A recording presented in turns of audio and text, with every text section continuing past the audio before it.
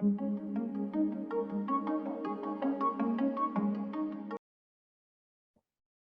à tous, bonjour tout le monde.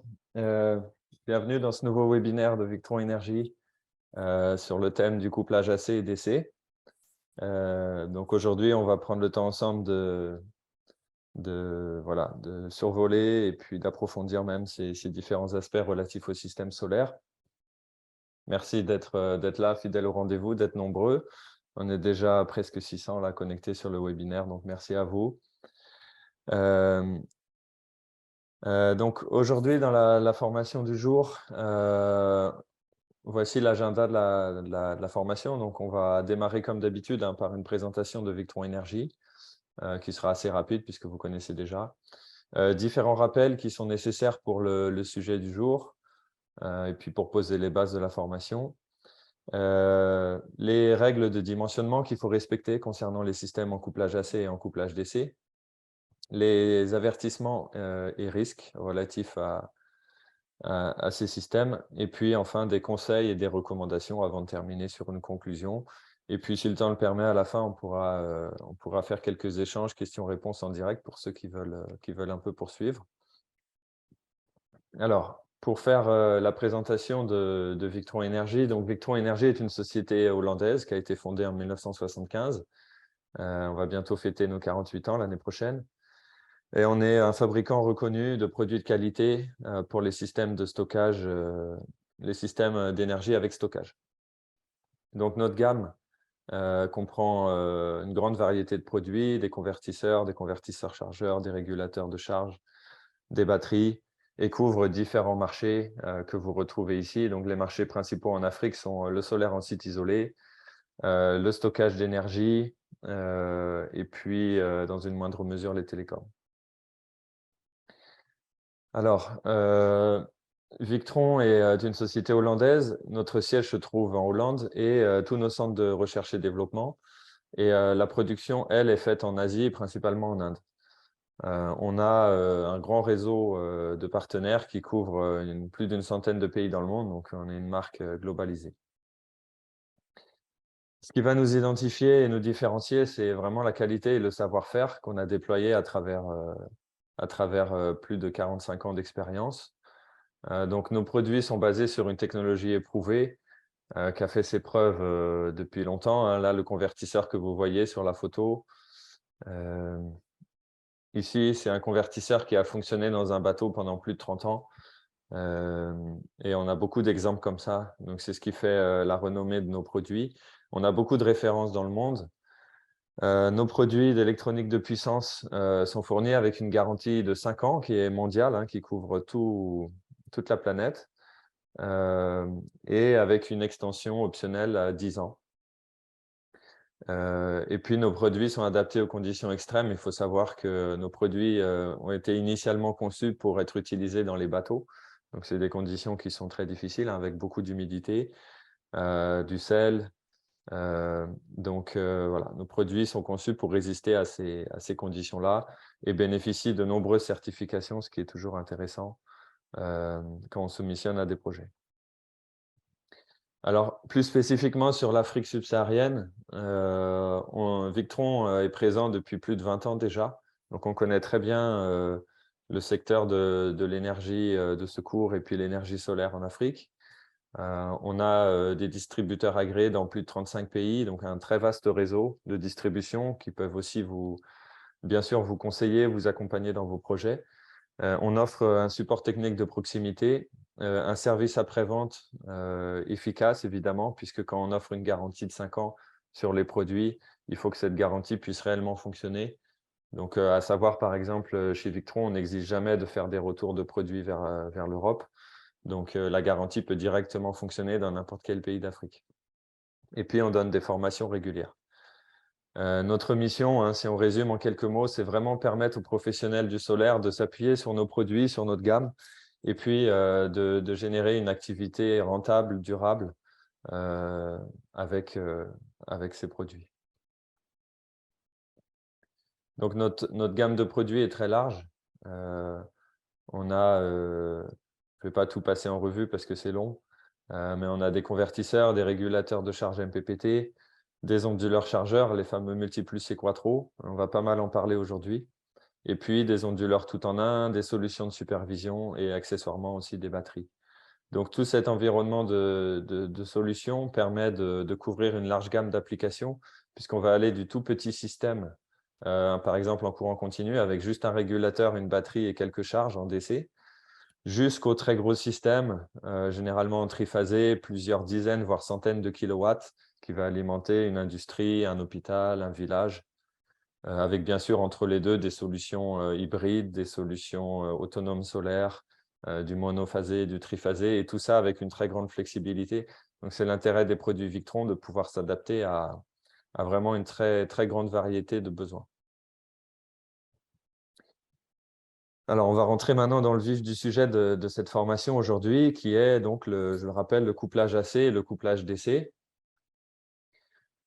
Donc déjà, juste un petit rappel au niveau vocabulaire et sémantique. On va pas mal parler, du coup, comme on parle de couplage AC, on va pas mal parler d'onduleur photovoltaïque. Donc, qu'est-ce qu'un onduleur photovoltaïque? Alors, déjà, au niveau de la dénomination, on appelle ça aussi onduleur PV, onduleur on-grid, onduleur d'injection ou onduleur solaire. Donc, en fait, c'est ce type d'appareil qui est connecté sur un champ solaire photovoltaïque et qui va injecter sur un réseau en monophasé ou en triphasé, mais un réseau en courant alternatif, qui va injecter toute la production solaire. Donc, c'est ça un onduleur photovoltaïque. Et c'est un appareil qui nécessite un réseau en courant alternatif pour fonctionner. Lui-même, il n'est pas capable de générer un réseau. C'est un appareil qui doit se brancher sur un réseau existant et qui va injecter dans ce réseau de la puissance solaire, qui va donner à la fin de la journée des kilowattheures. Donc, ce réseau, ça peut être le réseau public d'électricité, ça peut être un réseau qui est créé par un groupe électrogène, et ça peut être aussi un réseau qui est créé par un onduleur batterie, donc, à savoir nos onduleurs Victron, nos onduleurs Multiplus et Quattro, qui sont des onduleurs qui sont capables de générer un réseau AC et sur lequel on va pouvoir connecter des onduleurs d'injection. D'accord? Alors, on va voir justement à travers ce webinaire quelles sont les règles à respecter, puisqu'il y en a quand même un certain nombre. Donc, à savoir que Victron ne fabrique pas d'onduleurs photovoltaïques. Ça, c'est un point important à noter. En fait, nous, Victron, on a fait le choix de se spécialiser sur vraiment ce qu'on sait faire et ce qu'on sait bien faire. Et donc, c'est les systèmes électroniques qui sont basés sur batterie. Donc ça, ce type d'onduleur n'est pas basé sur batterie, on l'a dit. Et donc, là où on travaille, c'est plutôt à rendre nos produits compatibles avec les principaux leaders du marché. Là, vous avez ici quelques marques comme Fronius, Fimer et SolarEdge. Fimer, anciennement ABB. Donc, en fait, nous, on a rendu nos onduleurs batterie compatibles avec ces onduleurs photovoltaïques pour pouvoir les associer ensemble dans un système. Donc, on va voir à travers ce webinaire les différentes marques qui sont compatibles, celles qui le sont jusqu'à un certain point, celles qui ne le sont pas du tout. Ça va vous permettre d'avoir une vue d'ensemble de ce que vous pouvez faire en système de couplage AC. Alors, les prérequis pour cette formation, là, ce webinaire est quand même destiné à des professionnels qui sont expérimentés. Si vous êtes débutant dans le solaire ou que vous n'avez pas trop d'expérience, ce qu'il va falloir faire dans un premier temps, c'est revisionner les premières sessions qu'on avait faites. C'était mon collègue Johan Le Foll qui avait enregistré ces webinaires. Ils sont disponibles sur notre chaîne YouTube. Quand vous recevrez la présentation, là, vous pourrez cliquer ici et vous arriverez directement sur la chaîne YouTube Victron Énergie Afrique. Et on vous encourage à revoir les sessions 1, 2, 3, 4 et 8 pour au moins avoir des bases sur les notions qui vont être abordées dans ce webinaire. Sinon, ça va être trop complexe. D'accord?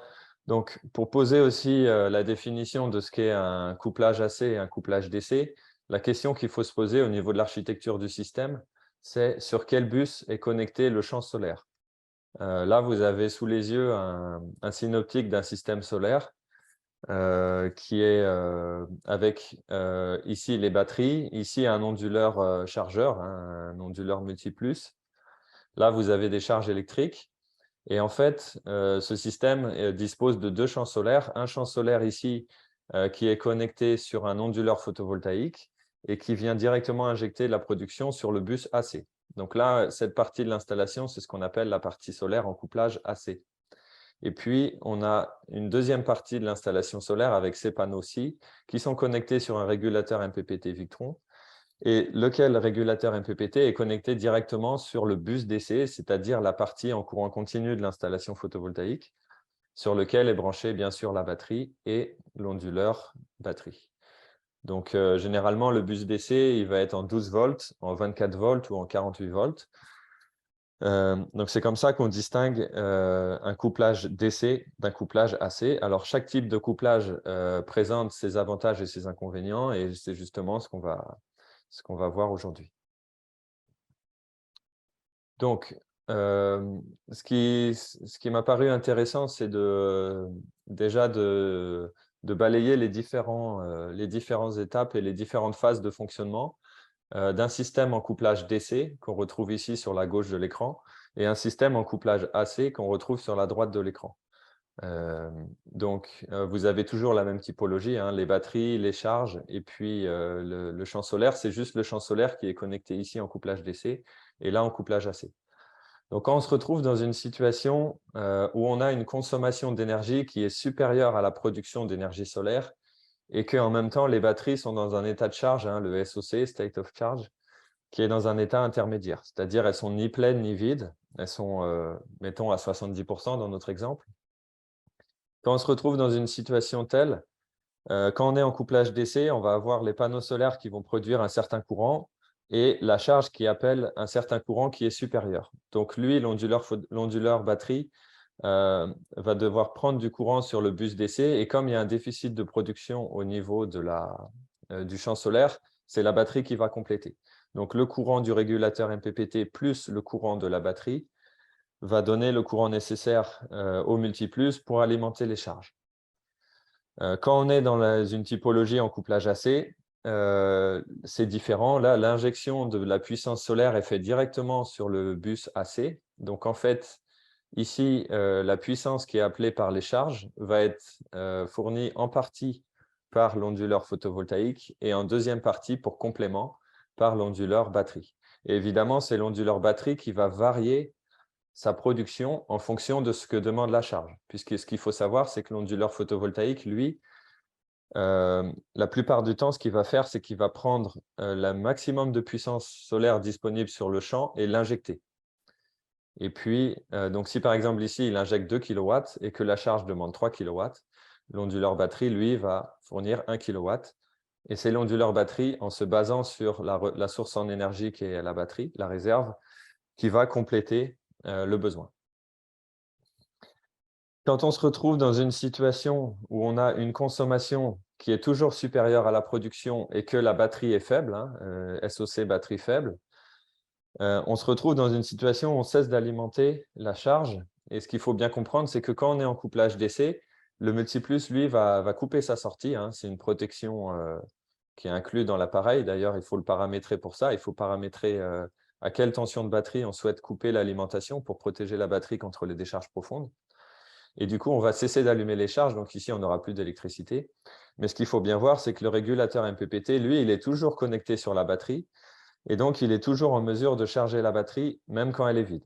D'accord ? Alors que quand on est en couplage AC, et ça, c'est un des points faibles du couplage AC, c'est que si l'onduleur batterie cesse de fonctionner parce que les batteries sont trop déchargées, il va arrêter d'alimenter les charges ici. Et du coup, l'onduleur photovoltaïque, ici, n'a plus de source AC sur laquelle se connecter. Et lui aussi, il cesse de fonctionner. Hein, c'est ce qu'on appelle la protection anti-îlotage.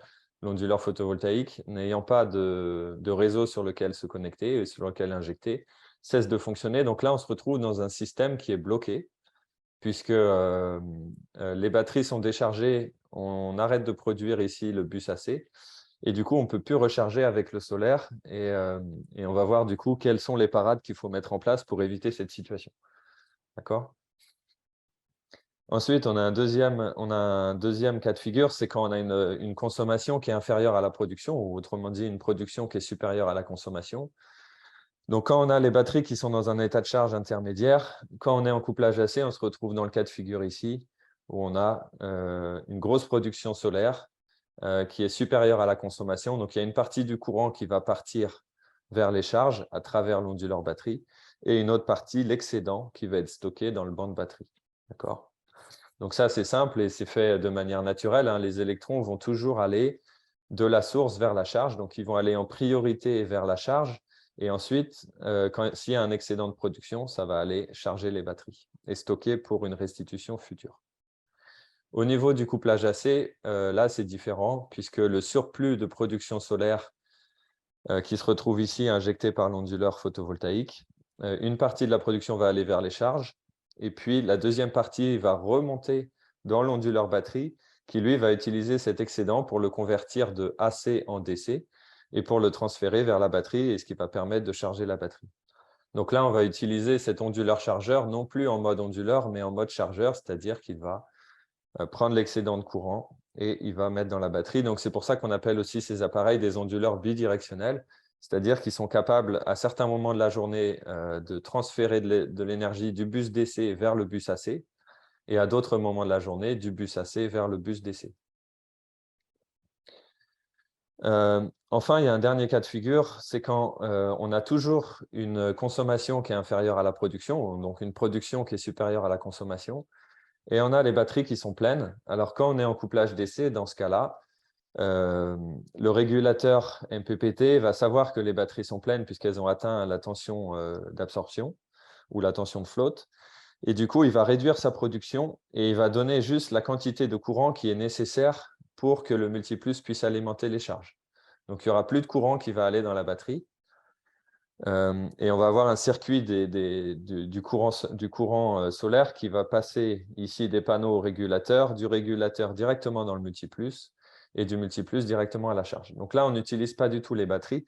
Et ça, c'est un point important hein, qu'il faut préciser parce que des fois, il y a certaines personnes qui me disent « Oui, mais quand on est en couplage DC, on utilise toujours la batterie parce que le solaire est branché directement sur le bus DC. » Or, c'est faux. Hein.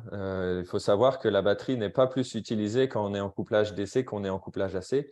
Là, vous voyez, dans ce cas de figure, on a la production solaire qui est strictement égale à la consommation, aux pertes près, et la batterie qui ne va pas du tout être utilisée puisqu'elle est pleine. Donc, on ne fait pas travailler la batterie dans ces conditions-là. D'accord? Alors, là où ça devient un peu plus complexe, c'est quand on est dans du couplage AC. Puisque là, sur le couplage AC, vous avez la production solaire qui va aller directement alimenter les charges et on ne veut pas avoir un surplus puisque l'onduleur batterie ne peut plus envoyer de courant dans la batterie vu qu'elle est pleine.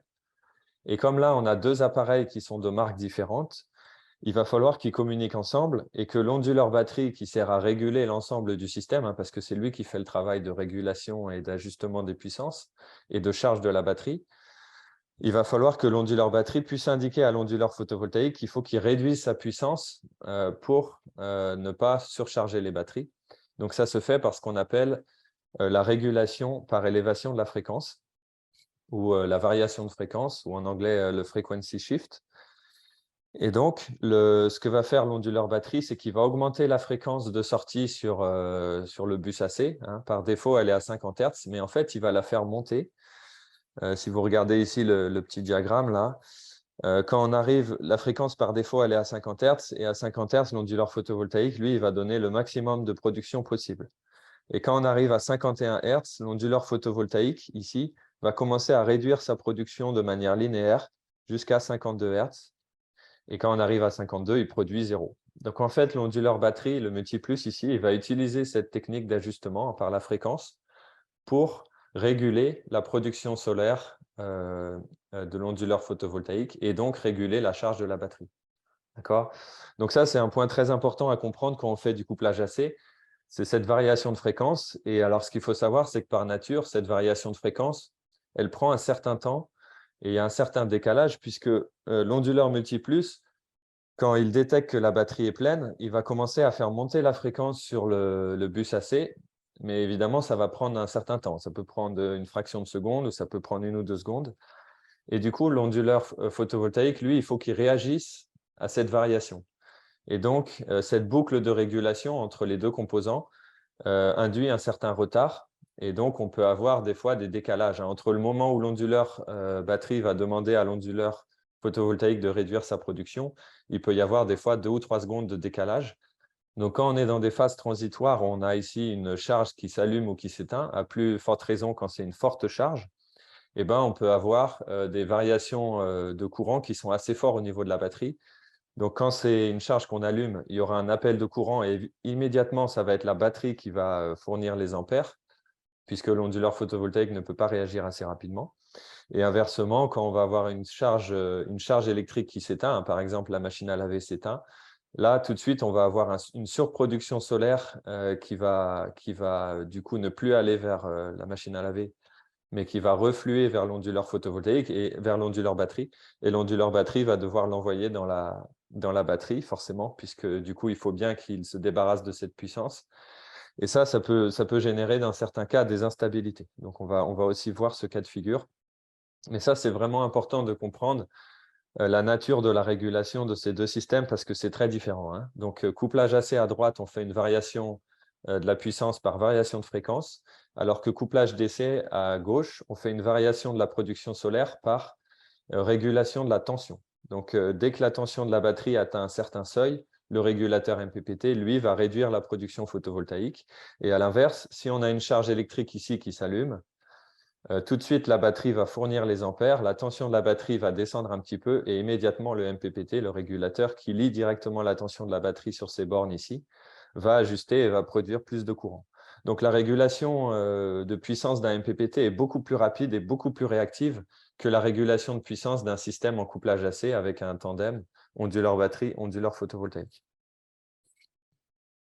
J'espère que c'est bien clair pour tout le monde. Et puis enfin, il y a un cas de figure qui est vraiment propre au système en couplage AC, c'est quand on utilise une source d'énergie AC, donc type réseau ou groupe électrogène, et qu'on est dans un cas de figure où on a une production solaire qui est supérieure à la consommation et on a des batteries qui sont pleines, on peut se retrouver dans une situation où on a un renvoi de puissance solaire vers la source AC.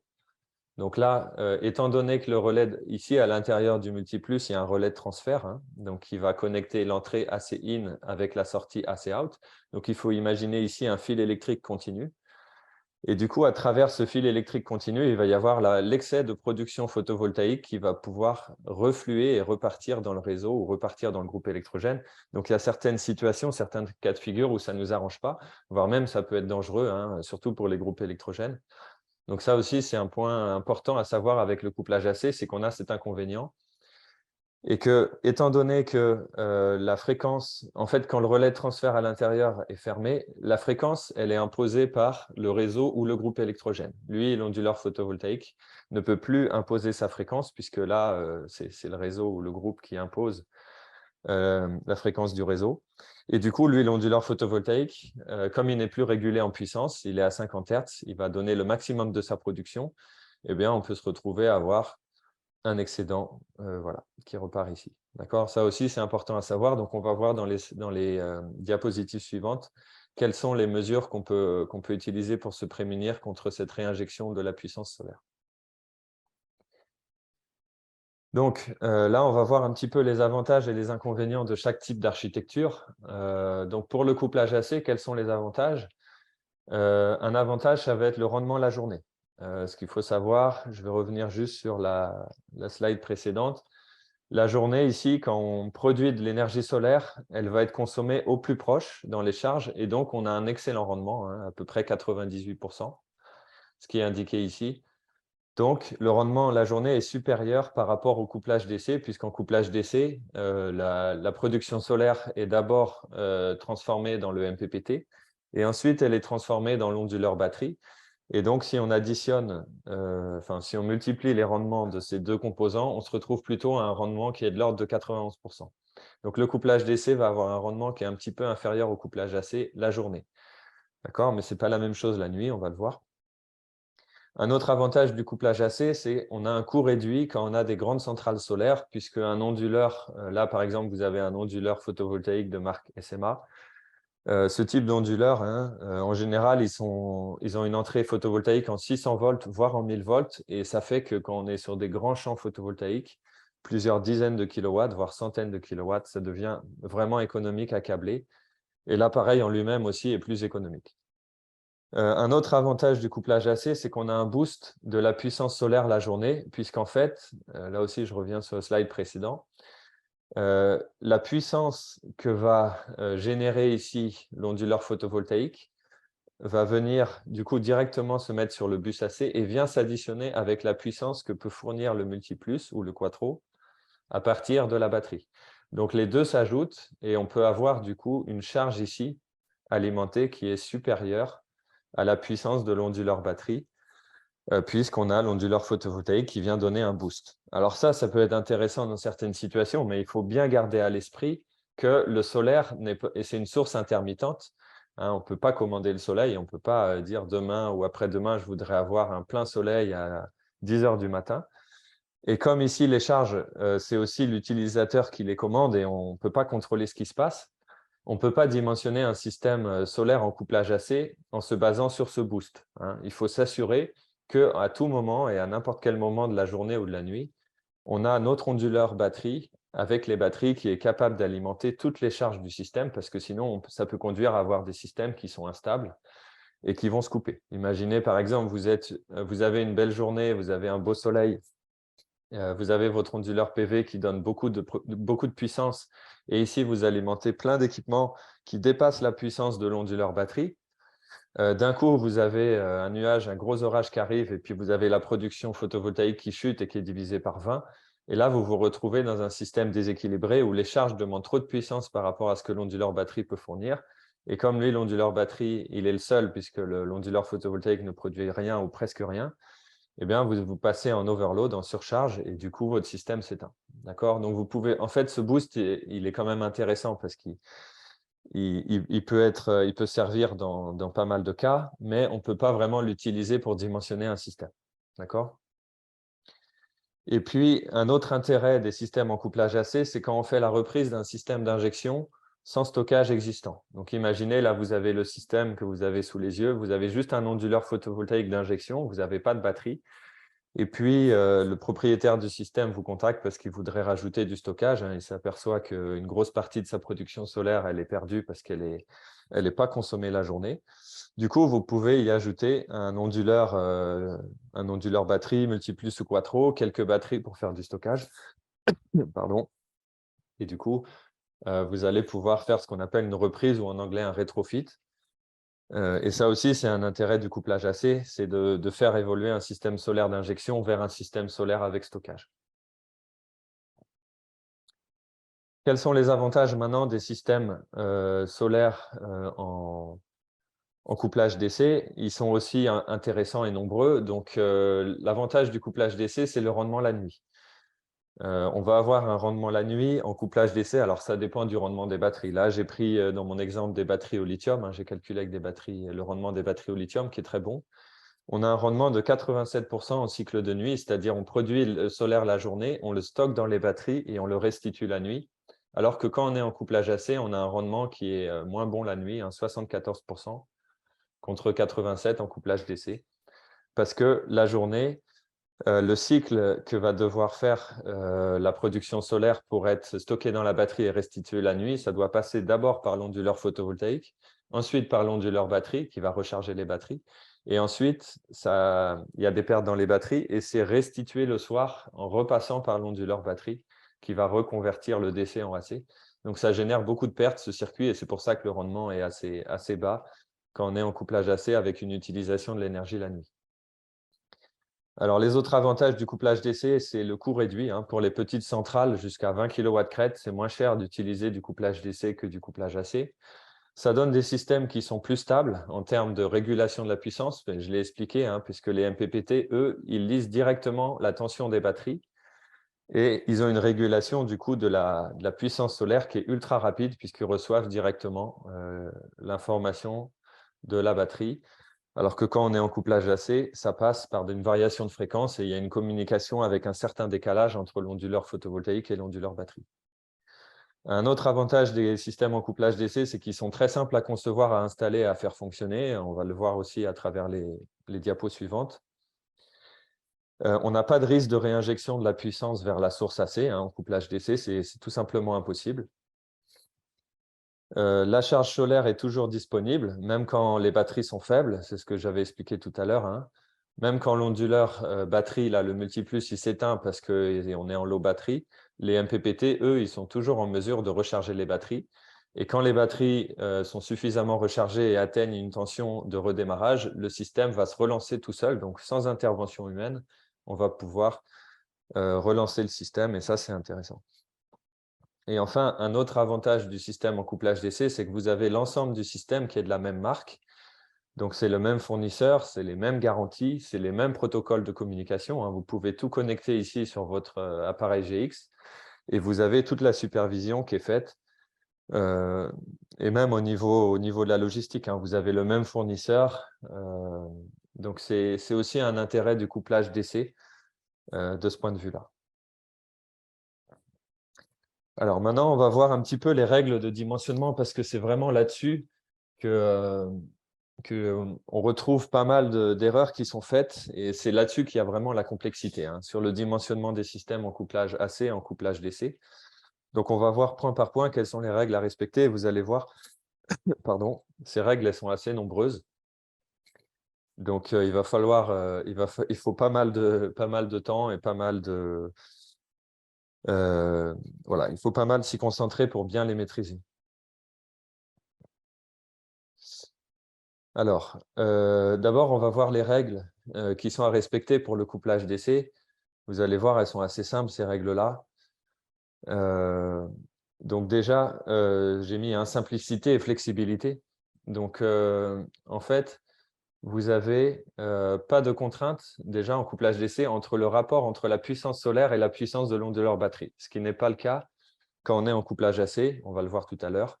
Donc ça, déjà, c'est une grande liberté. La seule chose que vous devez faire, c'est veiller à respecter le courant de charge maximum qui est admissible par les batteries. Par exemple, quand vous utilisez des batteries au plomb, on dit qu'une batterie au plomb, un courant de charge à ne pas dépasser, c'est 20% de sa capacité. Donc, si vous avez un banc de batterie qui fait 1000 ampères-heure, vous ne devez pas dépasser 200 ampères-heure de charge. Donc, si vous respectez cette contrainte avec les batteries au plomb, les batteries au lithium, c'est différent, eh ben, vous pouvez mettre autant de MPPT que vous voulez. Si vous voulez aussi, vous pouvez associer différents types de régulateurs MPPT dans un même système. Vous pouvez avoir un régulateur de 100 ampères, un de 70, un de 15, un de 50. Ça ne pose aucun problème.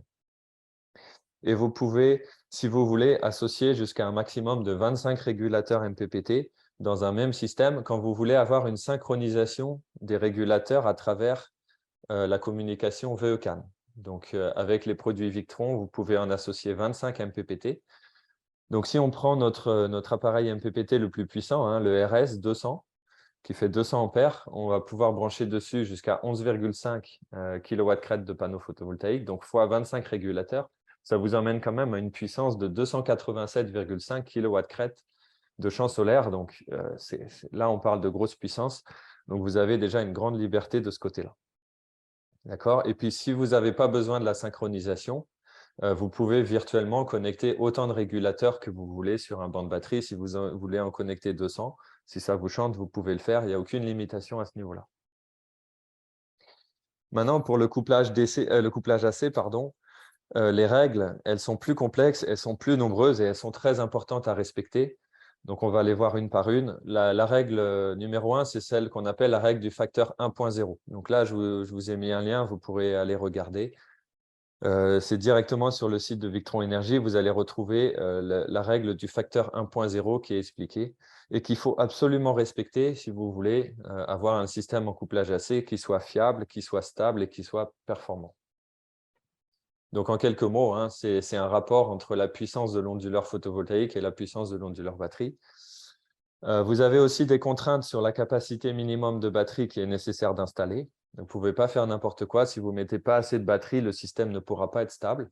Puisqu'on le rappelle, les batteries, c'est vraiment la base du système. C'est vraiment la fondation du système. C'est ce qui va permettre à tout le système en site isolé, tout le système autonome, de générer la production électrique à travers l'onduleur batterie et d'alimenter les charges. Donc, si vous avez un banc de batterie qui n'est pas suffisamment gros, en regard de la charge électrique et en regard du champ solaire, vous allez avoir un système qui va être instable et qui va couper sans arrêt. Une autre règle, c'est une association obligatoire avec un MPPT. D'accord, on va voir pourquoi. Et puis, concernant la programmation, vous devez implanter dans l'appareil multiplus ou quattro, un assistant qui s'appelle aide convertisseur PV et qui va permettre du coup de faire la variation de fréquence sur la sortie AC out. Concernant l'onduleur photovoltaïque, l'onduleur PV, vous devez aussi sélectionner le bon profil réseau. Voire dans certains appareils, vous devez faire des programmations qui sont plus avancées. Donc ça aussi, c'est très important parce que si vous ne le faites pas, le système ne pourra pas fonctionner de manière fiable. Et puis enfin, il y a des prérequis à respecter concernant la supervision à distance. Donc là, vous voyez, là, le jeune homme, il réfléchit beaucoup, il se gratte la tête parce que les systèmes en couplage AC, il y a vraiment beaucoup de règles à respecter pour pouvoir concevoir un système qui soit fiable. Si le système est mal conçu dès le départ, il va mal fonctionner et l'utilisateur ne sera pas satisfait. D'accord? Alors, là, on va voir point par point les règles. Donc, la règle du facteur 1.0, elle est simple. Ça indique que la puissance de l'onduleur photovoltaïque ne doit en aucun cas dépasser la puissance de l'onduleur batterie. Donc, j'ai mis un exemple. Vous avez dans ce système un multiplus qui fait 10 kVA, que vous avez dimensionné parce que vos charges ici ne vont jamais appeler plus de 10 kVA, ou alors de manière transitoire, hein, juste pour démarrer un moteur, par exemple. Du coup, votre équipement ici, hein, c'est un onduleur Fronius, un onduleur photovoltaïque, il ne doit en aucun cas dépasser 10 kW. D'accord? Ou alors, si vous avez un onduleur Fronius qui fait plus de 10 kW, votre champ solaire ici en couplage AC ne doit jamais dépasser 10 kW crête. D'accord? Bon, de toute façon, il n'y a pas d'intérêt à utiliser ici un Fronius, par exemple, de 20 kW avec un champ solaire de 10 kW, c'est juste une perte d'argent. Donc, la règle que vous devez respecter, c'est l'onduleur Fronius ici, ou l'onduleur photovoltaïque, ne doit jamais dépasser la puissance de l'onduleur batterie. Pourquoi? Parce que si vous êtes dans un cas de figure où l'onduleur photovoltaïque produit énormément, produit pleine puissance, hein, par exemple, il produit 10 kW, et puis là, vous avez ici des charges qui font 8 kW, l'onduleur multiplus va fournir 2 kW qui viennent de la batterie. Et puis d'un coup, vous avez un incident sur votre installation. Vous avez le disjoncteur de tête qui saute. Et du coup, les 8 kW que consommaient les charges n'existent plus. Donc, vous avez toute la production solaire photovoltaïque de 10 kW ici qui repart dans l'onduleur multiplus. Et l'onduleur multiplus, il doit être en mesure de gérer cette puissance et de l'envoyer dans la batterie. Donc, les 10 kW de puissance, à travers son chargeur, il doit les transférer dans la batterie. Et du coup, si vous avez un onduleur de 10 kW, ça ne pose pas de problème. Si en revanche, vous avez mis ici un onduleur de 5 kW et qui se retrouve ici avec 10 kW de puissance qui arrive soudainement, eh ben, vous êtes dans des problèmes et vous pouvez casser du matériel. Soit vous allez générer une surtension sur le bus AC et puis vous allez claquer du matériel au niveau, soit le multiplus ou soit les charges. Soit vous allez envoyer trop de courant dans la batterie, vous allez avoir une surtension sur la batterie et vous pouvez claquer du matériel, le multiplus aussi, ou le cerveau, ou des MPPT si vous en avez. D'accord? Donc ça, c'est une règle vraiment très importante à respecter. Et s'il y avait peut-être une seule chose que vous deviez retenir de ce webinaire, c'est bien celle-là, c'est la règle 1.0. Ensuite, la capacité minimale de batterie qui est requise. Donc, on distingue deux cas de figure. Soit on utilise des batteries au plomb, soit on utilise des batteries au lithium. Si on utilise des batteries au plomb, à chaque fois qu'on installe 1 kW crête de puissance PV, on demande de mettre 5 kWh de capacité de stockage en plomb. Si c'est en lithium, c'est 1,5 de kW crête de PV qui nécessite 5 kWh de capacité de stockage. Donc, si on traduit ça en ampères-heure, à chaque fois que vous mettez 1 kW crête en plomb, 1 kW crête de PV sur du plomb ou 1,5 kW crête de PV sur du lithium, vous devez mettre 400 ampères-heure si vos batteries sont en 12 volts, 200 ampères-heure si vos batteries sont en 24 volts, ou 100 ampères-heure si vos batteries sont en 48 volts, qui correspond un peu ou prou à 5 kWh de stockage. Donc, on peut faire une petite application numérique. Si on a un système solaire qu'on a dimensionné et qui fait 7,5 kW crête, le minimum de stockage en plomb qu'il va falloir mettre sur ce système, c'est 37,5 kWh. Et donc, si on est en 48 volts, c'est l'équivalent de 780 ampères-heure. Ça, c'est le minimum que Victron vous demande de mettre en stockage batterie pour un système en couplage AC de 7,5 kW crête. Si vous faites moins que ça, vous risquez d'avoir des problèmes. Vous vous exposez à des difficultés et vous allez abîmer rapidement vos matériels, voire vous allez avoir des coupures sur votre système, voire même vous pouvez casser du matériel. OK? Et puis, si vous êtes sur des bandes batteries au lithium, Les batteries au lithium, elles sont plus stables, elles acceptent des courants de charge qui sont beaucoup plus élevés. Donc là, on peut réduire la capacité de stockage et on va recommander seulement 25 kW crête. D'accord? Donc ça, c'est des règles qui sont importantes à respecter et à savoir. Ensuite, concernant les marques d'onduleurs photovoltaïques qui sont compatibles avec Victron, elles ne le sont pas toutes. Les principales qui sont compatibles avec Victron, c'est Fronius, Fimer, anciennement ABB, et SolarEdge, et aussi dans une moindre mesure SMA.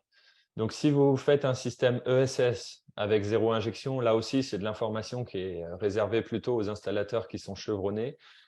Si vous êtes débutant, n'essayez même pas de faire un système ESS parce que c'est trop complexe. Mais si vous faites des systèmes ESS, vous devez utiliser avec les onduleurs Victron ces onduleurs photovoltaïques, donc de ces trois marques-là.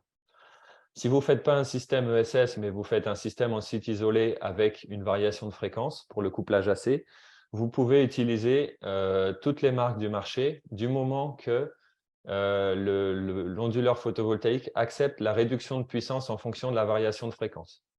D'accord? Donc, les marques qui sont mentionnées ici l'acceptent, mais il va probablement falloir aller dans les réglages spécifiques de l'équipement, peut-être avoir un code installateur et aller faire des paramétrages des différents équipements pour qu'ils puissent fonctionner dans un système en couplage AC.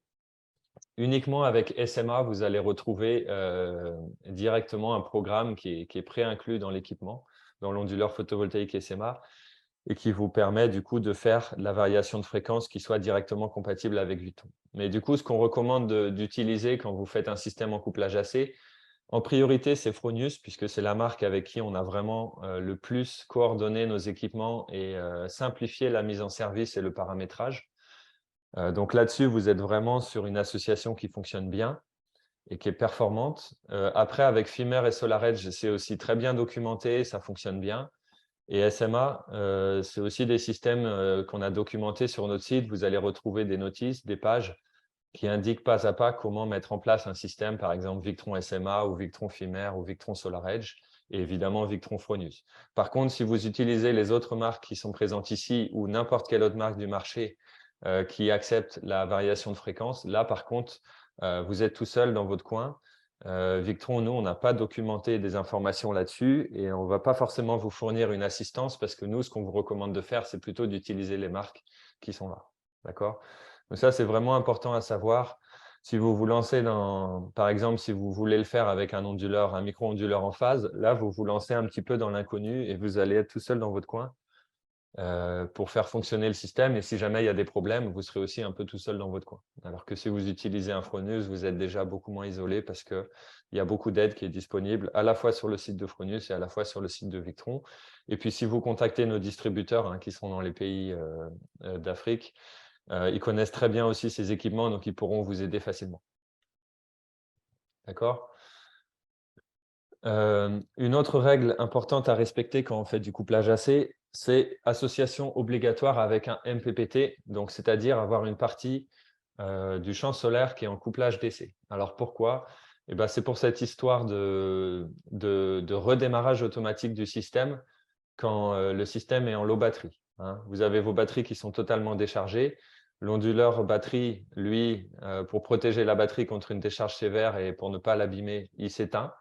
Donc, votre partie ici solaire en couplage AC ne peut plus produire et c'est seulement la partie solaire en couplage DC avec le MPPT qui va être en mesure de recharger doucement la batterie au cours de la matinée. Et puis, quand la batterie atteint un seuil suffisamment chargé, le système se relance, l'onduleur se remet à produire, l'onduleur batterie, les charges sont à nouveau alimentées et là, l'onduleur photovoltaïque va à nouveau réenclencher et réinjecter sa production. Donc, si vous n'avez pas un MPPT sur un système comme ça, vous êtes bloqué. Et vous allez probablement devoir faire une intervention ou connecter, par exemple, un groupe ou le réseau. Bon, on va voir un peu plus loin quelles sont les parades que vous pouvez utiliser. Mais c'est pour ça qu'on exige, on recommande et je dirais même on exige de mettre un MPPT dans les systèmes en couplage AC pour être sûr que le système pourra redémarrer tout seul en cas de low batterie et ça augmente la fiabilité du système. Imaginez aussi, j'avais un exemple avec un installateur. Mais imaginez par exemple que votre onduleur ici a un défaut, l'onduleur batterie par exemple, il est en panne. Et ben, le solaire ne peut plus charger la batterie Donc, si votre onduleur il reste en panne pendant plusieurs semaines, bah, vos batteries, si elles sont déchargées, vous n'avez plus, si vous n'avez pas de MPPT, bien sûr. Là, je parle dans le cas où un MPPT n'a pas été installé. Si votre onduleur batterie est en panne, vous ne pouvez plus charger les batteries. Donc, si vos batteries étaient vides et qu'elles le restent pendant des jours, voire des semaines, eh ben, vos batteries sont bonnes à jeter à la poubelle. C'est quand même très dommage. Ou même, si par exemple, votre onduleur photovoltaïque ici tombe en panne, votre onduleur ici, même s'il fonctionne toujours, vous ne pouvez plus recharger les batteries et vous allez avoir vos batteries qui vont être déchargées, qui vont le rester pendant des jours et qui seront aussi endommagées. Donc, si vous avez un MPPT, ça augmente la fiabilité du système.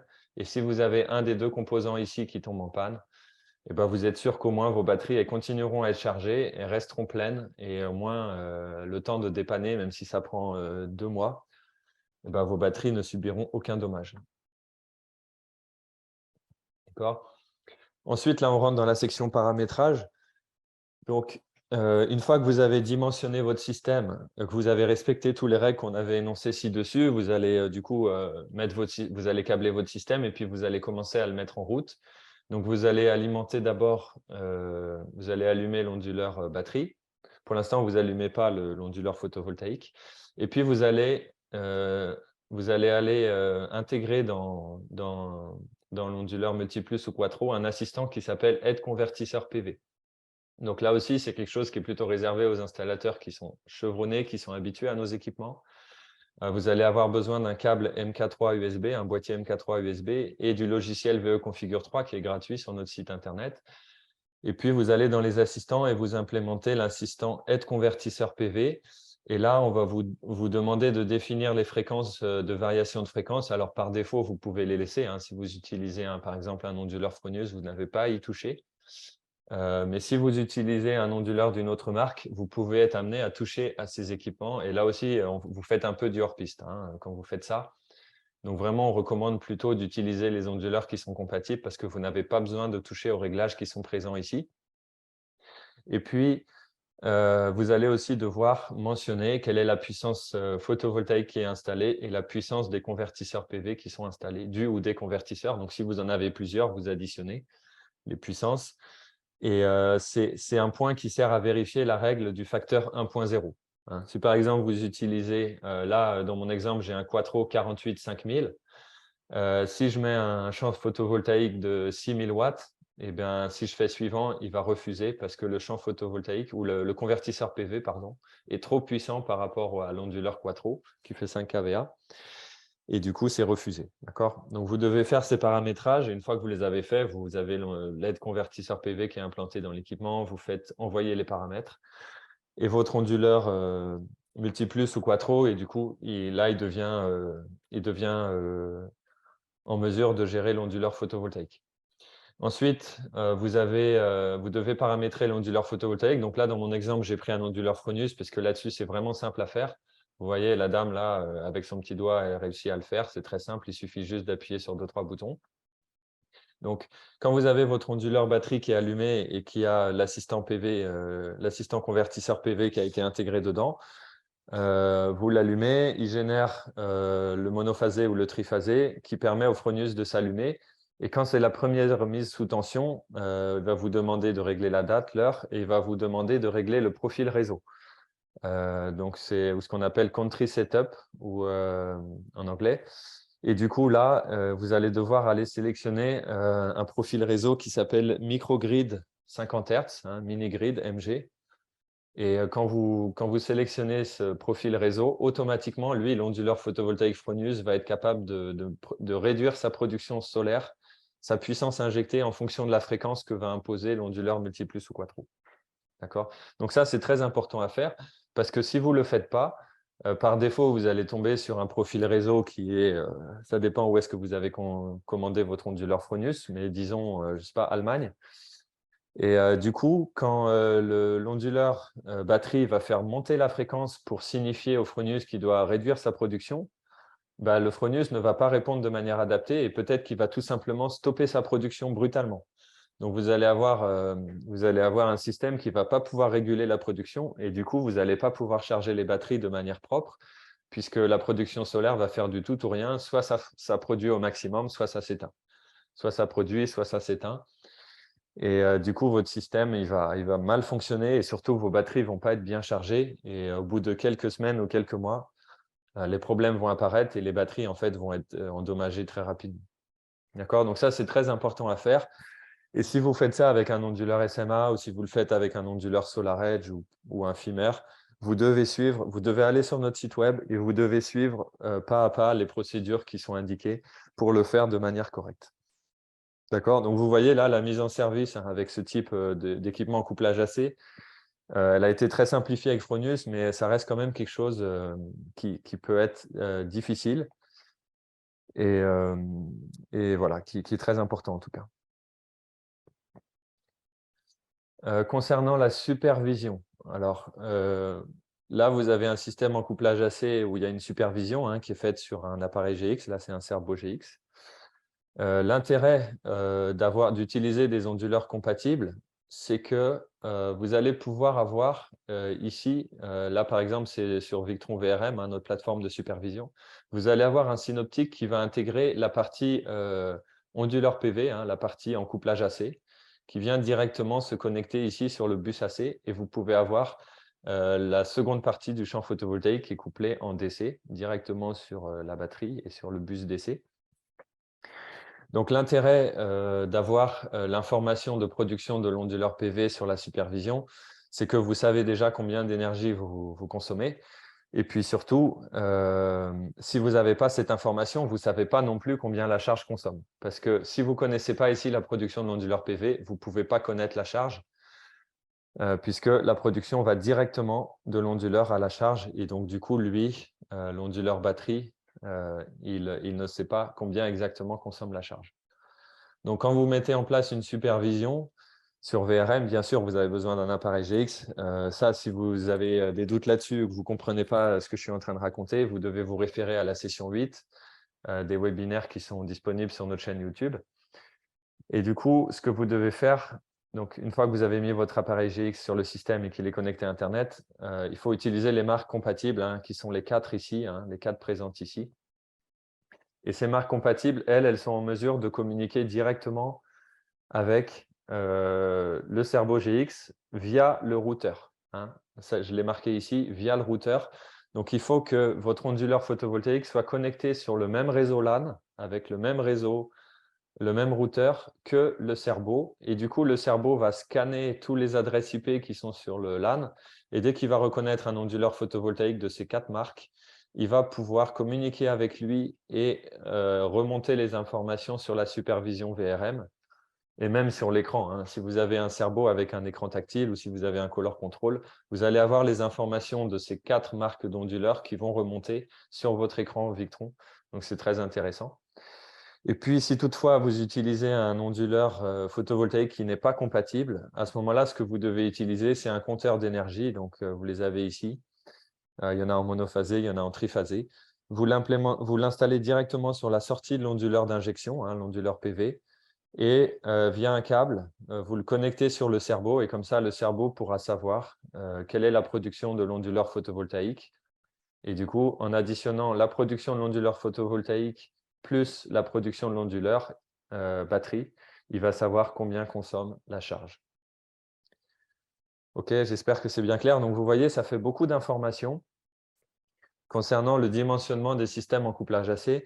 Et si une de ces règles n'est pas respectée, vous allez avoir un système qui va pas donner satisfaction. D'accord?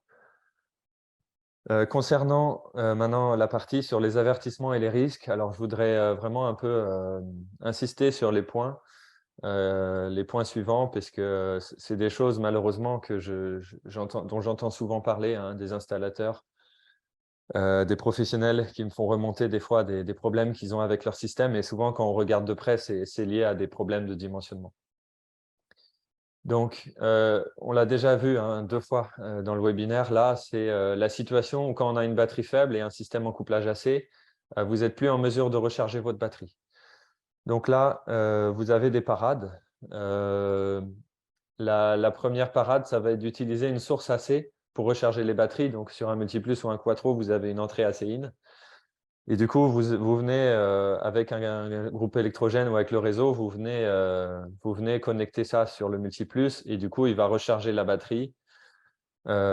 Et du coup, une fois que la batterie sera suffisamment rechargée, le multiplus va accepter de redémarrer. Vous allez à nouveau alimenter vos charges et votre onduleur va à nouveau pouvoir produire. Donc ça, c'est la première parade hein, pour éviter ce type d'inconvénient. La deuxième, c'est d'ajouter un ou plusieurs MPPT, on l'a vu, et ça, c'est une exigence hein, de la part de Victron pour les systèmes en couplage AC. Et puis sinon, vous avez une troisième parade aussi qui peut être intéressante, c'est d'utiliser la sortie AC-Out 2.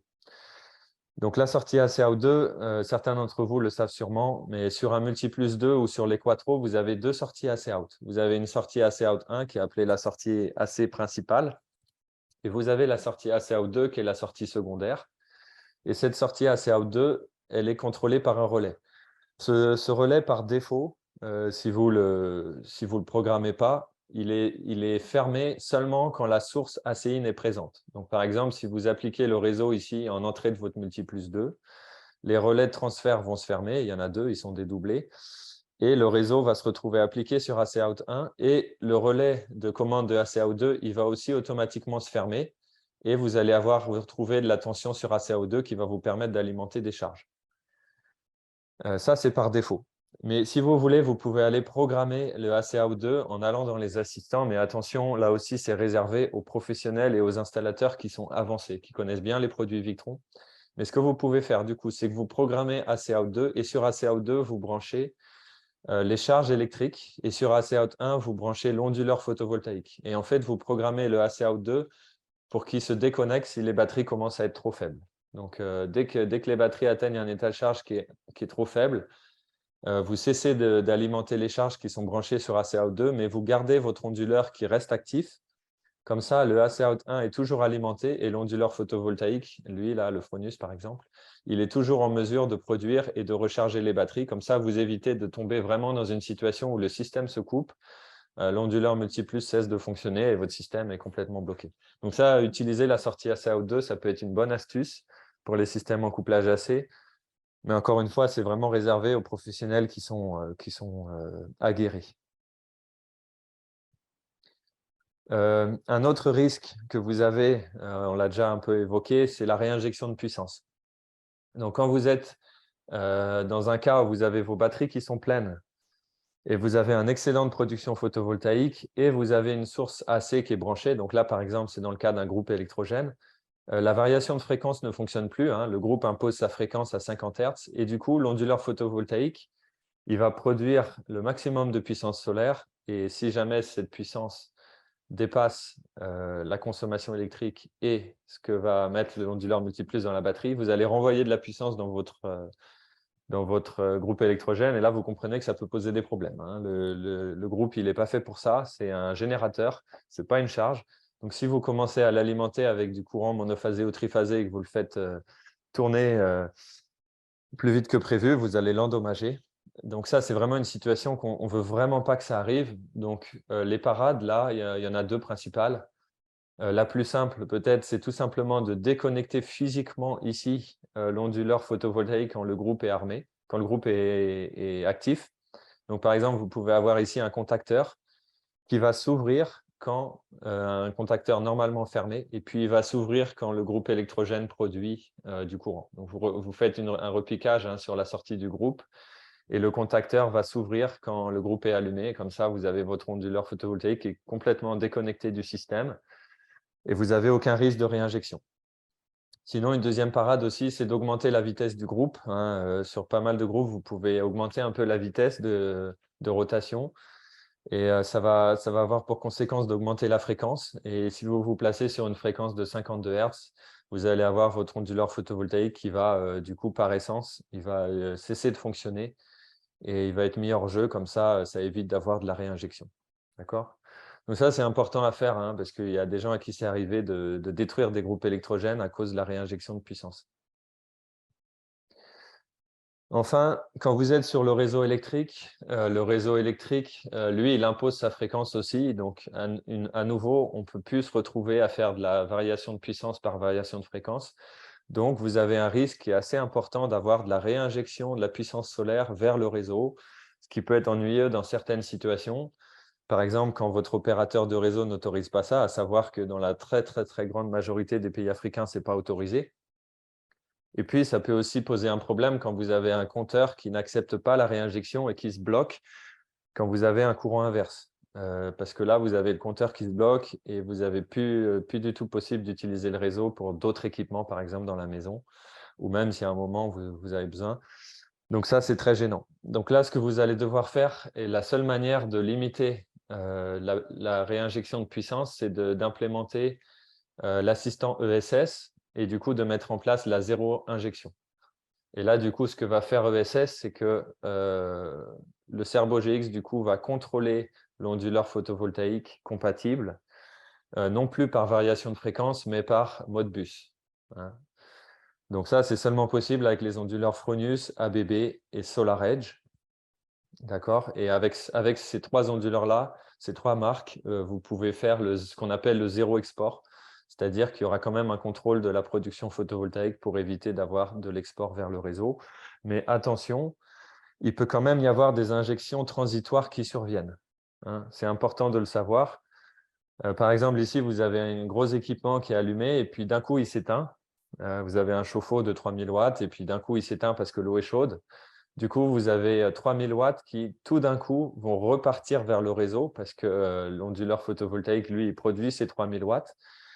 Et immédiatement, vous avez 3000 watts qui repartent dans le réseau. Et le temps que le système régule la puissance de l'onduleur photovoltaïque, il peut se passer 2-3 secondes. Et pendant ces 2-3 secondes, vous avez eu un courant inverse. Et si jamais votre compteur n'accepte pas le courant inverse, vous avez bloqué votre compteur et vous avez votre client qui n'a plus d'électricité, du moins sur les équipements qui sont branchés directement au compteur. Donc ça, c'est quelque chose à savoir. D'accord ? Enfin, si vous utilisez un onduleur non compatible, là, vous êtes clairement dans une situation très problématique puisque l'onduleur ne peut pas faire la variation de fréquence et du coup, la puissance photovoltaïque ne peut pas être régulée. Donc, ce qui va se passer, c'est que vous n'arriverez jamais à recharger vos batteries à 100%, puisque dès que l'onduleur multiplus ou quattro va demander à l'onduleur photovoltaïque de réduire sa production, parce qu'on arrive en phase d'absorption ou en phase de float et il faut réduire le courant de charge de la batterie, eh ben, vous avez tout simplement l'onduleur qui ne répond pas. Donc, d'un coup, l'onduleur s'éteint ou alors il refuse de réguler sa production et il continue à produire pleine puissance. Et du coup, vous ne pouvez pas faire la phase d'absorption ni la phase de float sur votre batterie. Et votre batterie, ben, elle n'est jamais rechargée complètement et au bout de quelques semaines, vous allez avoir les problèmes qui vont commencer à apparaître. Donc, dans ce cas-là, il faut changer l'onduleur PV. Hein, il faut en mettre un qui soit compatible. Ou alors, il faut basculer la puissance solaire sur des régulateurs MPPT. Vous n'avez pas d'autre moyen de vous en sortir dans cette situation. Donc, faites bien attention à ça. Et puis, un autre inconvénient des onduleurs non compatibles, c'est que la production ne sera pas visible sur VRM.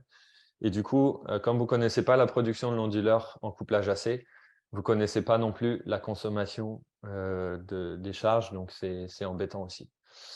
Donc ça, c'est un risque hein, qui est important à savoir. Et puis enfin, vous avez le risque avec les systèmes qui sont instables.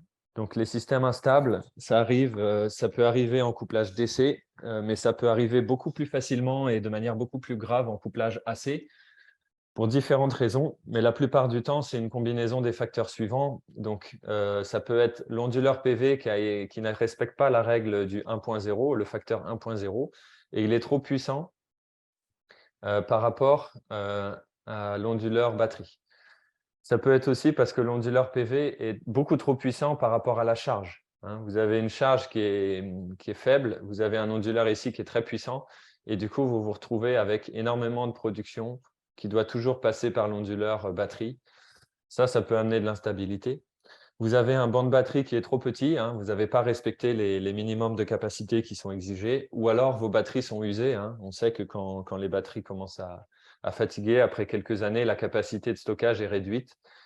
Et du coup, si à un moment, vous avez un gros rush de production que l'onduleur batterie doit envoyer dans la batterie, beaucoup d'ampères, et que votre batterie est vieille et usée, et ben, la tension de la batterie va monter très haut et vous pouvez du coup faire des surtensions. Vous pouvez même détruire du matériel, hein, le cerveau, les MPPT, tout ça. Donc ça, c'est un problème qui est généré par les bancs de batterie qui sont trop petits ou trop vieux. Ensuite, de mauvais réglages, hein, si vous n'avez pas mis le bon profil réseau ou si vous n'avez pas mis l'assistant PV dans le Multiplus ou le Quattro, votre système il sera instable, voire il va se casser. Et puis, une autre chose que les systèmes en couplage AC n'aiment pas, c'est les brusques variations de la charge. Quand vous avez ici des charges qui s'allument et qui s'éteignent, a fortiori des grosses charges, hein, eh ben, vous allez avoir votre système qui va constamment faire le yo-yo parce que, comme je l'expliquais auparavant, la batterie, c'est vraiment la fondation du système et c'est elle qui stocke l'énergie. Donc, ce sera toujours à travers la batterie que les variations vont être compensées. Donc, quand vous avez une surproduction solaire, ça va dans la batterie. Quand vous avez une surconsommation, c'est prélevé dans la batterie. Et comme l'onduleur batterie et l'onduleur photovoltaïque, ils communiquent ensemble à travers une variation de fréquence, il y a un décalage de quelques secondes. Et cette décalage, cette boucle de régulation, comme elle est un peu lente, eh ben, ça peut conduire le système à être assez peu réactif et donc à être encore plus instable. Donc on le voit, hein, les systèmes en couplage DC, en général, quand il y a des fortes variations de la charge AC, les systèmes en couplage DC, ils s'en sortent beaucoup mieux, ils sont beaucoup plus stables que les systèmes en couplage AC. Donc voilà, j'ai mis des avertissements parce que c'est vraiment un point important et qu'il faut connaître pour éviter de tomber dans le piège. Voilà.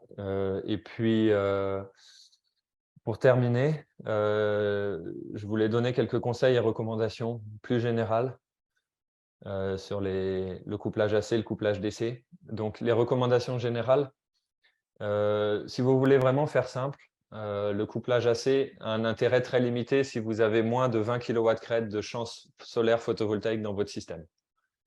Je vous déconseille d'utiliser le couplage AC ou alors, si vous voulez le faire, il y a un intérêt qui est limité. Il vaut mieux sur ces gammes de puissance, de 0 à 20 kW, il vaut mieux toujours favoriser le couplage DC. C'est plus simple, c'est plus fiable, c'est moins cher, c'est plus performant. Donc voilà, retenez ces ordres de grandeur. Une autre recommandation très importante, c'est mesurer et analyser la courbe de charge. Vous avez des courbes de charge qui sont des profils où on consomme beaucoup la journée, d'autres où on consomme beaucoup la nuit. Et en fonction de ce profil de charge, vous allez pouvoir dimensionner la solution qui est adaptée. Ça, on va le voir dans la diapo suivante. C'est très important. Si vous n'analysez pas la courbe de charge, vous ne pourrez pas faire un dimensionnement qui sera adéquat. Et du coup, derrière, si le dimensionnement n'est pas adéquat, la solution proposée n'est pas optimale. Et puis enfin, encore, je le répète, suivez méticuleusement les recommandations concernant la conception des systèmes en couplage AC. Donc, vous pouvez vous référer à tous les slides que j'ai présentés tout à l'heure, mémorisez-les bien et comme ça, vous aurez la garantie que les systèmes fonctionneront bien.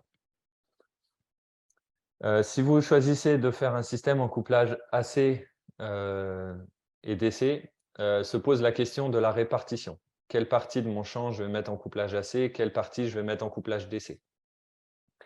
Alors pour ça, je vous encourage à bien analyser la courbe de charge. Là, je vous ai mis des courbes de charge de deux systèmes différents. Ici, on a un système en triphasé avec une courbe de charge qui consomme beaucoup la journée. Donc ça, typiquement, ça va être des bureaux, ça va être des installations tertiaires. Donc, on consomme plus la journée. Dans ce cas-là, le couplage AC va être intéressant puisqu'on va avoir une bonne adéquation entre la production solaire et la consommation. Et puis là, sur la droite, vous avez un profil de charge qui est plutôt un profil domestique. Là, en l'occurrence, c'est un mini-réseau qui alimente un petit village. Et vous voyez ici, on a un profil de charge où clairement, on a le pic du soir. Alors, ce n'est pas un pic qui est très marqué, mais quand même, on a le pic du soir et puis plus des pics transitoires avec des appareils qui font des appels de puissance. Mais là, quand vous avez un profil de charge de ce type-là, le couplage AC a vraiment très peu d'intérêt puisque vous allez avoir la cloche de production solaire la journée avec un gros excédent de production et très peu de consommation. Donc, le couplage AC n'a vraiment si ce n'est aucun intérêt, très peu d'intérêt dans un système comme ça. D'accord? Donc, quand vous analysez la courbe de charge ici, vous pouvez déjà savoir quel est le ratio que vous devez utiliser. Donc là, on voit ici que c'est un système qui consomme à peu près 1 kW en moyenne. Et puis le soir, on a plutôt des pics autour de 2,5-3 kW. Donc là, c'est un petit système. Donc clairement, ici, le couplage AC n'aurait aucun intérêt dans une configuration comme ça. Par contre, quand on est sur un système comme celui-là, on voit ici, on a une base, un talon de consommation qui est autour de 4, peut-être 3, 4, 5 kilowatts. Et puis la journée, sur les horaires de bureau, on a des pointes et puis ça monte en fin de journée, en fin d'après-midi, milieu d'après-midi, et des pointes jusqu'à 25, 26, 27 kilowatts. Là, on va pouvoir mettre un système en couplage AC parce qu'il y aura une bonne adéquation entre la demande en énergie et la production. Mais il y a quand même un besoin d'énergie le soir. Et ce besoin d'énergie le soir, il est plus intéressant de le couvrir avec un champ solaire en couplage DC. Donc là, il va se poser la question de la répartition. Quelle est la part de production que je vais mettre en couplage AC et quelle est la part de production que je vais mettre en couplage DC? Donc, ce que vous pouvez faire tout simplement, c'est que vous regardez. Alors, il faut analyser aussi sur plusieurs jours parce que des fois, les profils de charge, ils varient suivant le week-end ou suivant les saisons. Mais pour simplifier, on va dire que ce profil de charge est répété tous les jours de la semaine, tous les jours de l'année. Là, vous voyez qu'à midi, vous avez un pic qui est de l'ordre autour de 20 kW crête. Donc là, ce que je vous recommande de faire, c'est d'utiliser un onduleur photovoltaïque qui fait 20 kW crête avec un champ PV qui va être branché dessus, peut-être de l'ordre de 23, 24, 25 kW crête. Et puis, tout le reste de votre champ, vous le mettez sur des MPPT. Donc, si par exemple, vous avez besoin d'un champ, vous avez dimensionné, vous avez fait vos calculs de dimensionnement, vous avez besoin d'installer 40 kW crête de panneaux, et ben vous allez mettre 23 ou 24 kW crête sur un onduleur photovoltaïque de 20 kW en triphasé. Et puis le reste, disons les 16 kW crête qui restent, vous mettez sur des régulateurs MPPT. Et là, vous aurez un dimensionnement qui devrait être très, très homogène et très harmonieux puisque vous allez à la fois favoriser l'autoconsommation quand vous faites du couplage AC la journée et puis la recharge performante des batteries pour les périodes de la journée où vous devez compléter sur batterie. D'accord? Donc, j'espère que c'est bien clair. Et aussi, je vous encourage à ne pas dépasser plus de 65% de la puissance solaire en couplage AC dans vos systèmes. Donc, si par exemple, vous installez une centrale solaire, une grosse centrale solaire de 100 kW crête, vous pouvez mettre jusqu'à 65 kW crête en couplage AC, mais ne mettez pas moins de 35 kW crête en couplage DC. Voilà. Ça aussi, c'est un conseil et c'est issu des retours du terrain, c'est issu des nombreux systèmes qu'on surveille, qu'on suit, et des retours d'expérience que nous font nos distributeurs. Voilà. Enfin, un dernier conseil avant de terminer. Utilisez les MPPT-RS parce que cette nouvelle gamme de MPPT, pour ceux qui ne la connaissent pas, elle présente de nombreux atouts, surtout quand on les met en comparaison avec les onduleurs photovoltaïques. Le principal atout des onduleurs MPPT-RS, c'est la tension d'entrée qui monte à 450 volts, là où nos régulateurs MPPT, on va dire classiques, font 150 ou 250. Donc l'avantage, c'est qu'on va pouvoir faire moins de câblage, on va pouvoir mettre des champs solaires qui sont plus éloignés. Donc, c'est vraiment intéressant pour les plus gros systèmes. On a plusieurs trackers MPPT. Ça aussi, c'est intéressant parce que ça permet de faire du multidirectionnel sur les champs solaires. On peut avoir des orientations Est-Ouest, par exemple, qui sont connectées sur le même régulateur. Et puis, quand on regarde le nouveau MPPT RS de 200 ampères, on va pouvoir installer jusqu'à 11,5 kW crête de puissance solaire dessus. Donc là, on commence à parler de grosse puissance. Et donc, même pour des systèmes de plusieurs dizaines de kilowatts crête, voire qui dépassent les 100 kW crête, on peut, même juste avec quelques régulateurs MPPT de 200 ampères, on peut déjà avoir une grosse partie du champ solaire qui est en couplage DC. Donc ça, c'est vraiment des onduleurs des régulateurs MPPT qui sont intéressants pour des systèmes mix couplage AC, couplage DC, et plutôt quand on est sur de la forte puissance. Voilà, donc vraiment l'intérêt de cette gamme, c'est moins de câbles et plus de flexibilité. Voilà, on a terminé pour ce webinaire. On va juste conclure maintenant et puis après, on va ouvrir sur les questions. Donc la conclusion, même si on pourrait aussi en dire plus, hein, mais j'ai essayé de faire court. Donc le couplage AC, c'est une technologie qui est intéressante, hein, en solaire, mais attention, c'est pas le Graal, hein. C'est pas, on va dire, la panacée. C'est pas forcément la solution qui a réponse à tout. Et c'est une technologie qu'il faut manipuler avec précaution. D'accord? Ça présente des avantages, mais ça présente aussi des risques. Et ce que je voulais aussi déconstruire à travers ce webinaire, c'est un peu l'image que peut avoir le couplage DC. Alors qu'en fait, le couplage DC présente vraiment beaucoup, beaucoup d'avantages. Et c'est une solution qui est à considérer même pour des très gros systèmes. Donc, il y a aussi trop souvent, ce qu'on voit, c'est que le couplage AC est favorisé parce qu'on raisonne tout simplement en termes de rendement et on se dit bah, c'est mieux le couplage AC parce qu'on a un meilleur rendement la journée. Mais en fait, se focaliser uniquement sur le rendement, c'est une erreur. C'est trop simplifier les choses. Et je pense, vous l'avez vu, là, ça fait 1h20 que je parle sur tous les points à considérer. Mais si on se base que sur le rendement, si c'est juste pour gagner 2-3 points de rendement la journée et qu'il faut prendre des risques ou avoir des systèmes qui deviennent très complexes, le jeu n'en vaut pas forcément la chandelle. D'accord? Donc voilà, faites bien attention quand vous faites du couplage AC, à bien respecter les critères de dimensionnement qu'on vous demande. À savoir aussi, du coup, et je le répète encore une fois, mais je pense que ça, vous l'avez tous bien compris, qu'un système bien dimensionné, c'est un système, du coup, qui va donner satisfaction parce que quand vous allez l'installer, quand vous allez le mettre en service, ça va aller tout seul. Et après, quand l'utilisateur va l'utiliser tous les jours pendant les 10, 15, 20 ans qui viennent, eh ben, le système sera stable, le système sera performant et c'est ce qu'on souhaite à la fin. Donc, c'est vraiment important de bien respecter les règles de dimensionnement. Et puis du coup, pour illustrer un peu tout ça, ce que je voulais vous montrer, c'est un gros système Victron qui a été installé il y a 2 ans peut-être en Afrique du Sud. La puissance des onduleurs les onduleurs batterie fait 270 kVA. Donc en fait, c'est 2 systèmes Victron de 135 kVA qui sont mis en parallèle. C'est énorme, hein, c'est un très gros système, c'est le plus gros système off-grid d'Afrique.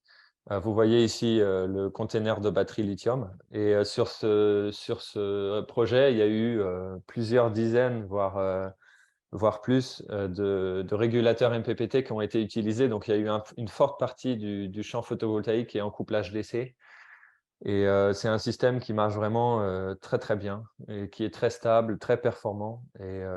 Et du coup, voilà, je voulais vous montrer un petit peu aussi à travers ce système que le couplage AC et couplage DC, quand on les utilise bien de manière optimisée, ça donne vraiment des résultats qui sont fabuleux. Et si vous cliquez sur ce lien, quand vous recevrez la présentation, vous allez atterrir directement sur la page de notre blog Victron, hein, qui est dédiée à ce site, où vous allez pouvoir retrouver beaucoup plus d'informations sur ce système, savoir quel est le dimensionnement, et ça pourra vous donner des idées pour vos systèmes. Et vous avez aussi une belle vidéo, hein, d'une dizaine de minutes, qui montre vraiment comment ce système a été installé et puis voilà, comment il fonctionne. Voilà, c'est terminé. Merci à tous d'avoir suivi cette présentation.